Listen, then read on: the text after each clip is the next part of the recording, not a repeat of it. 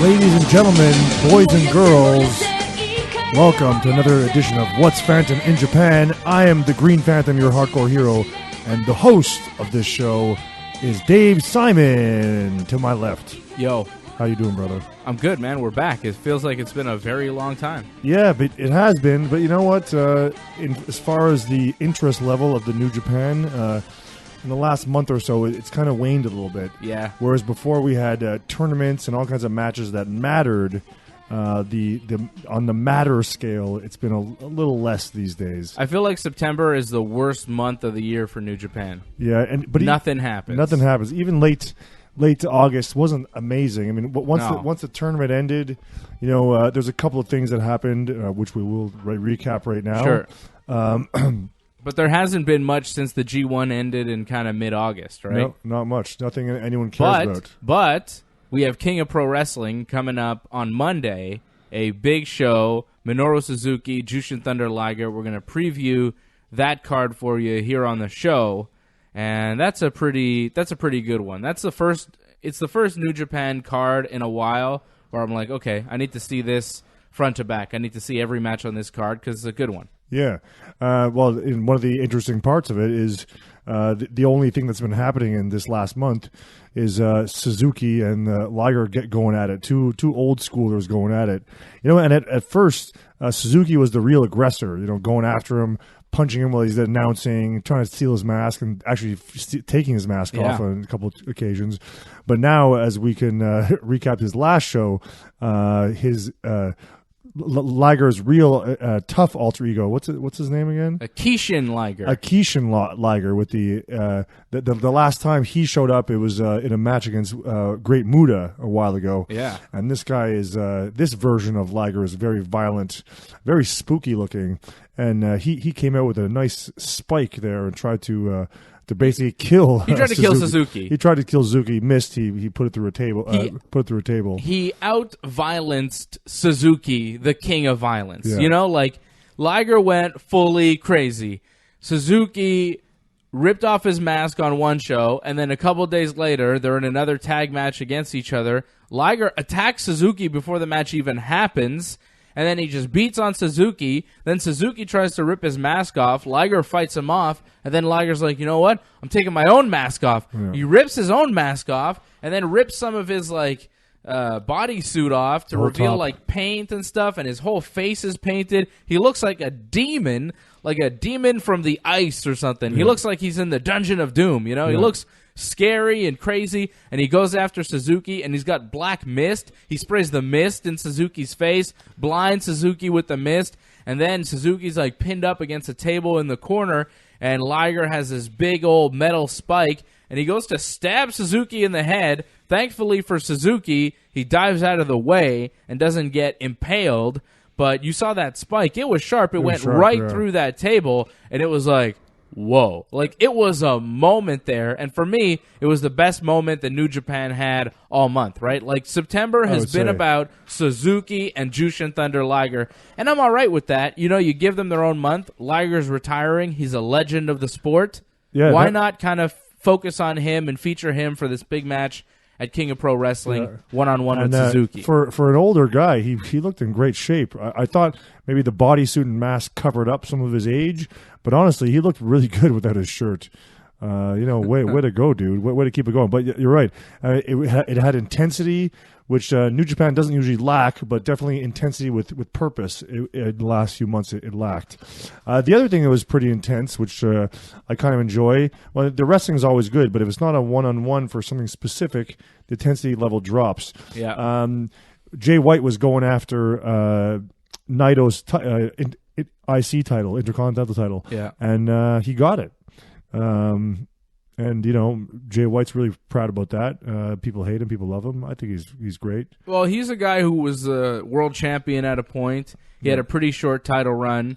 He had a successful G1, but he didn't win the tournament. He won the block, though, right? He was in the finals against Ibushi, was he not? Yeah. So, they're trying to do something with Jay White. They're trying to, keep him at a top level where you could see him beating Okada down the road.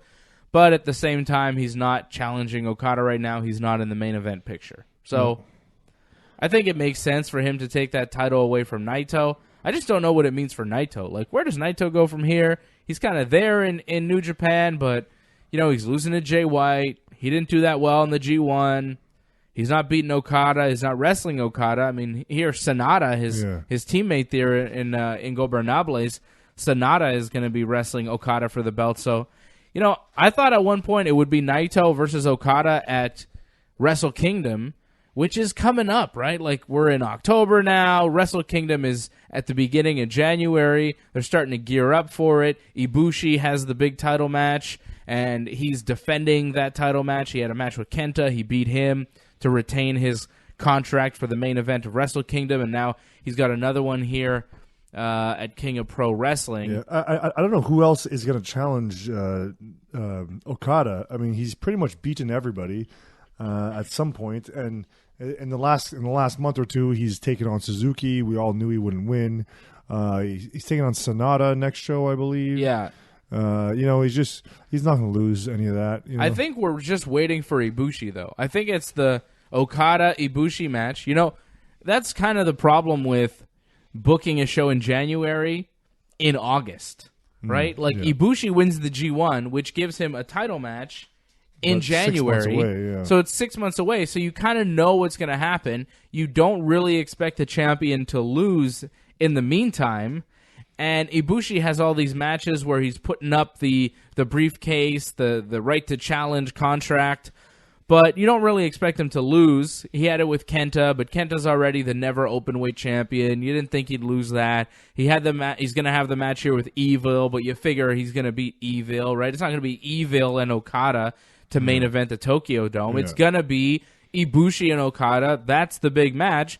And that's another reason why I think it's kind of been dead since August. It's like we're just waiting for Ibushi and Okada. That's the biggest match that New Japan is setting up right now, and it's in January. So in the meantime, we're just kind of waiting. It feels like filler. It feels like waiting. Exactly. Everything's filler. All these tag matches that don't mean anything. There's a new tag team there, Will Ospreay and Robbie Eagles. Yeah. What do they call the aerial assassins or something? Something like that, yeah. It's like it's cool, I guess. They're kind of fun to watch, but they're not fighting for anything. Nothing's happening. And it honestly, I guess it's good for Robbie Eagles, but in something about it looks like it's bad for Will Ospreay. Like it kind of takes him down a notch. Yeah. Like he was a superstar. He was maybe like almost a heavyweight, but still one of the biggest stars of New Japan.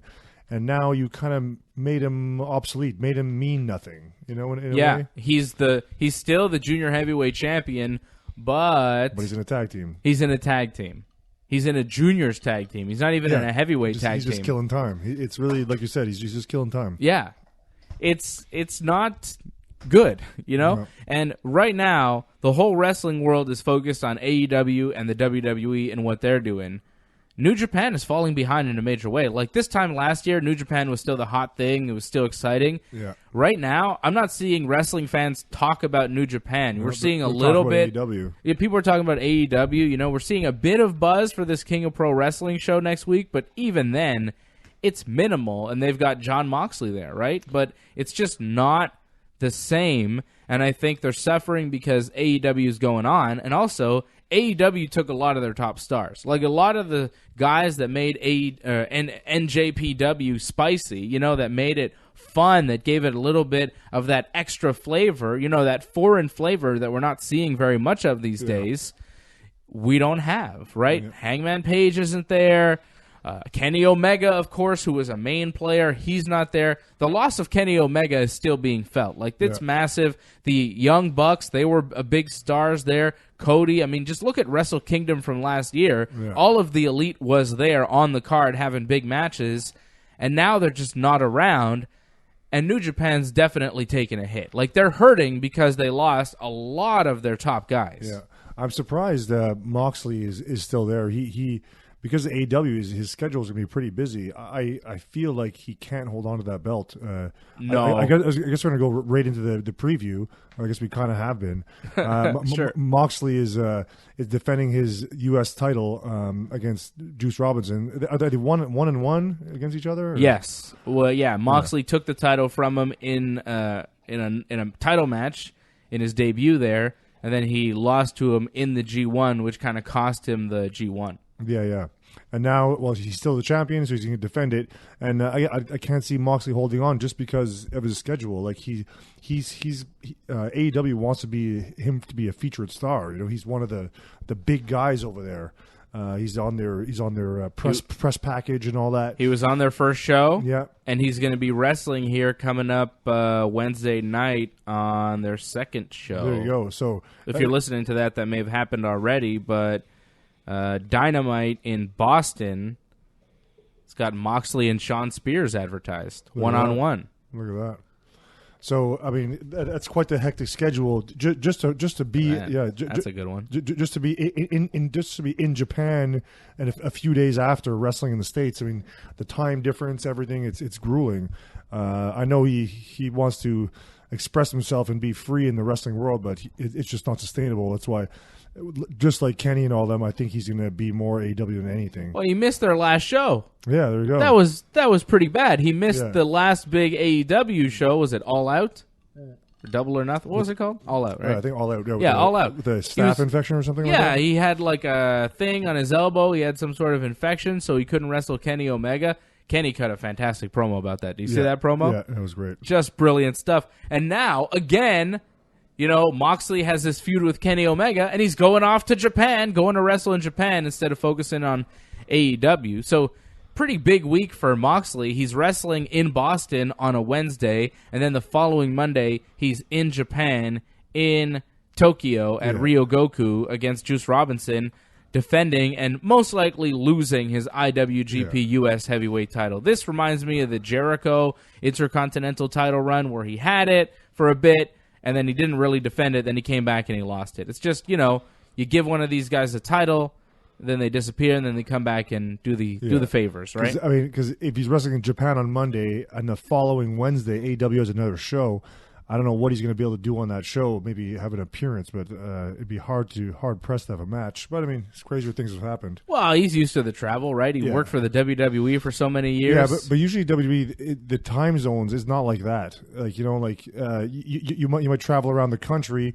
Off and on, you'll go, to Europe or nowadays to Saudi Arabia and stuff like that. Oh yeah. But for the most part, it's usually within a time zone or two.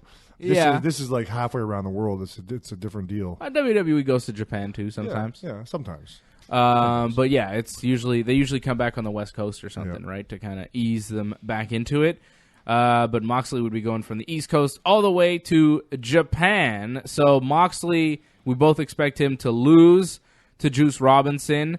How about the main event? Sanada versus Kazuchika Okada for the IWGP Heavyweight title. Sanada beat Okada finally in the G1, but he's not winning the title here. I mean, who are they kidding? And this is really what bothers me about this card. It's the main event. You know who's going to win. Like, you've seen the match between Okada and Sanada so many times. It's good, but, like, I don't need to see it again. And I know that Okada's definitely going to win. He's no way losing the title to Sanada. So I really don't care. I feel like the last three matches are pretty well decided. But, I mean, in New Japan, you never know what's going to happen. You never know. But I would say, like, let's say, so we have the Okada-Sanada. We both agree there's no way Sanada's going to win. Then you have Ibushi against Evil. Like you said, we can't have Evil in the main event at Tokyo Dome. So if by chance Evil wins and has that champion, the chance of the title, I'm sure he would lose it before it comes about. Yeah. So that's the only scenario. There's no way he's going to main event. I still think Ibushi beats him and holds on to it, though. I agree with you 99%. Because if you never know. Exactly. Just like New Japan does, you never know. And if Evil wins, which, it's possible, but not likely, you would think he will lose that case again down the line. You would think New Japan, the bookers, they know that we're expecting Evil to lose here, so they might try and mess with us a little bit, but unlikely. And then the third to last, you got, like we just talked about, Moxley and John Juice Robinson. And no DQ match though. It could be a fun match. Yeah, it should be fun. I mean, I've really warmed up to Juice Robinson in his matches with Moxley. He's done some hardcore stuff. I enjoy them. Expect blood, right? Yeah. Probably Juice. Probably. Juice is gonna juice. Juice is gonna juice. Yeah. Let's go to the other singles matches. So we talked about the Liger and Suzuki, where this is the match of the card, though, right? I mean, this card is about Liger and Suzuki. They might as well main event this thing. Yeah, to me, exactly, because there's actually something on the line there. There's actual emotion. There's actual drama. Where all the others, they're just put together matches. The only one with maybe a little bit of emotion behind it might be the Ospreay Phantasmo, because they have a history together. And so far, El Phantasmo's come out on top pretty much all of their interactions. So, it's hard to say, but I would have to say that Ospreay will keep his title. You would assume so, but you never know, because El Phantasmo has owned him. Yeah, I can see Phantasmo winning this thing. Yeah, it's true. But I think Ospreay probably retains.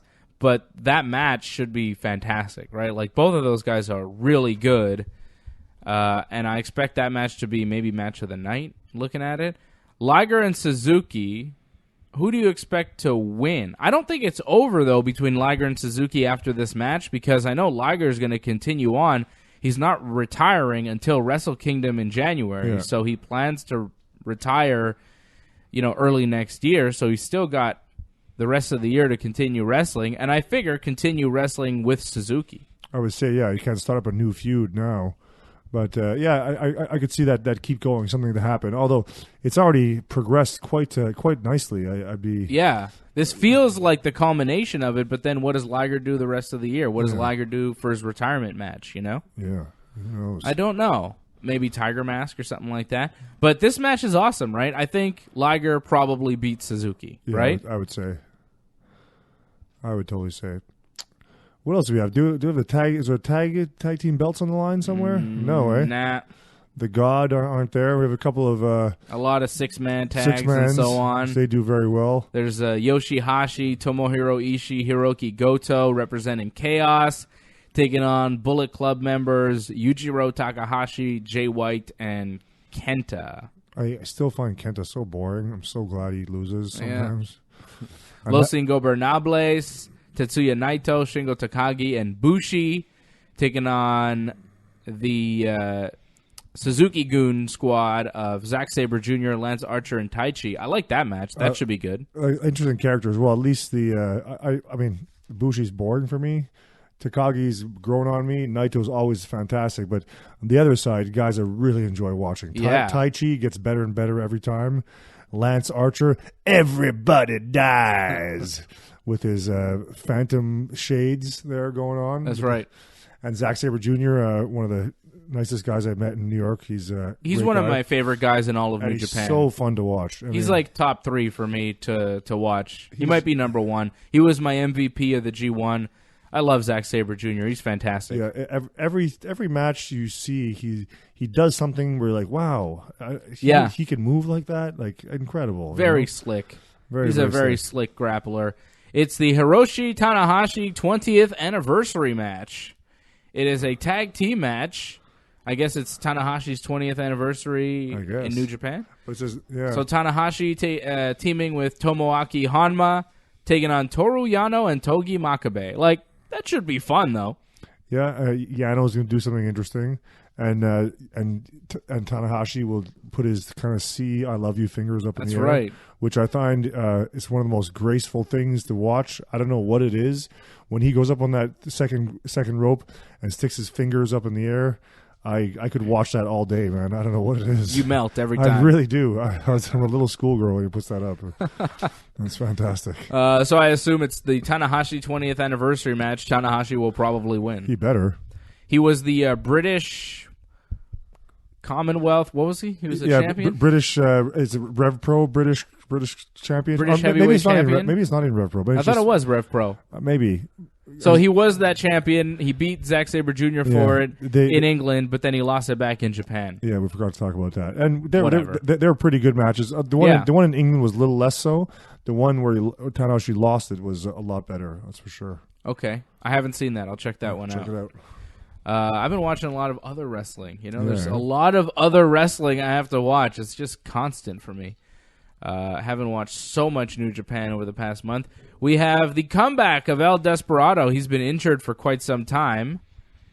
He will team up with his Suzuki-gun teammates Yoshinobu Kanemaru and Doki. Doki's sticking around. Yeah, he's really, back. I'm glad for him, because he like entered the Super Juniors as a replacement, and even for Desperado. Yeah, for Desperado, and the announcers kept alluding to the fact that he might not belong here. All this stuff about but he's came a long way. And now he's a regular on the roster. And honestly, I like him more than a lot of guys. I think he's more interesting than a lot of guys. He has some cool moves. He looks kind of violent. Maybe he could use a bit more shape to him. But whatever. That's a lot of guys. Yeah, I like Doki a lot. And when they brought him in as a replacement, I was hoping that they would keep him around because I do like him more than a lot of the guys that they have on the main roster already, right? Yeah. So he's very talented. Doki, Kanemaru, and Desperado taking on Ryusuke Taguchi, Sho, and Yo of Roppongi 3K. I thought Sho and Yo I thought they'd be making more waves. They're both good shaped. I guess they're just waiting around. They're still pretty young, I guess. They had an incredible Best of the Super Juniors tournament, both of them. Yeah, and then more a Sho than Yo, but both of them really look great. And they haven't done much since, I have to say. Yeah. But honestly, like all of New Japan, hasn't done much since. Yeah, they had those tournaments in the summertime, and everything's been kind of dead ever since. I don't know what they're waiting for. Yeah. Taking a look at the rest of the month of October, we've got this King of Pro Wrestling show taking place October the 14th on the Monday, so Monday morning you can watch that. And then you've got the Super Juniors Tag League, which is probably why Will Ospreay and Robbie Eagles are teaming up because they're getting ready for the Super Juniors Tag League, which is just not something I'm that excited about. A Juniors Tag Team Tournament. Yeah. And it isn't round robin, right? It's a straight up. No, I think it's round robin. Oh, is it round robin? Yeah, it's too? like a G1. Like it's going to be a ton of matches. Look at all those matches. Oh, wow. Super Junior Tag League going on till the 3rd of November. Wow. And then they've got New Japan Showdown in San Jose coming up November 9th. I guess that'll be something. And then they're in LA on November 11th. And then the World Tag League begins mid-November, going up until December. And that's really what New Japan is until it's time to care again on January 4th for Wrestle Kingdom, right? The World Tag League, which is like, a G1 for tag teams. And New Japan's tag team division and their junior tag division are not that strong. So to have a tournament, I'm sure the matches will be good, but I just don't care because the divisions are just not that interesting. Yeah. You need to care. You need to care about the wrestlers. There needs to be something at stake. I mean, a tournament's good to have something at stake, to give it a skeleton of a story. But in the end, there has to be someone you could root for and go behind. I mean, and most of the juniors, I mean, I don't know. I don't really care, Who are the junior tag team champions even right now? Is it Roppongi 3K?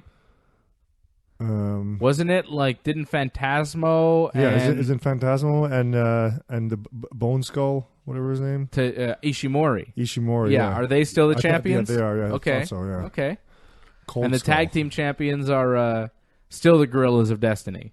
Yeah. Because there's no other tag team in New Japan. There's no other, and they had. There's Evil and Sonata, they're on singles runs. Yeah. And the only other tag team is the Gorillas of Destiny. How do you even have a tournament? Yeah. Yeah. Who else is going to be in that thing? They're going to have to, and that's just a junior tournament. Well, there's a junior tournament, and then the senior one coming up. This month, and then in November there's the heavyweight tag team tournament. They need to put some teams together. It'll just be a bunch of makeshift creation teams. of teams. Yeah. So January 4th is really when we care again. Yep. So I'll see it's you. Unfortunate. I'll see you then, Dave. See you in January. When can people see you in the ring, though? They can see me all the goddamn time. They can see me up on stage next Friday, the 18th. I'll be hosting a Jake the Snake gala. Whoa. Jake the Snake is in town to do another spoken word / comedy tour. And Green Phantom will be warming up the room in my new green tights and my new shiny mask. Oh, yeah? You're going to wear tights to do a comedy show? Well, of course. Full gear. I got to dress up in the whole gear, yeah, for sure. You're like Hangman Page over here. I guess, yeah. And as always, you can check me out on Instagram and Facebook, Green Phantom. Motherfucker. Isn't it Green Phantom 514? Sure, but once you type in Green Phantom, it just shows up. It just shows up. You'll see my face. All right, cool. RingsideReport.net for everything else. Follow me on the things at Dave Simon MMA. Get with the green. Get with that green.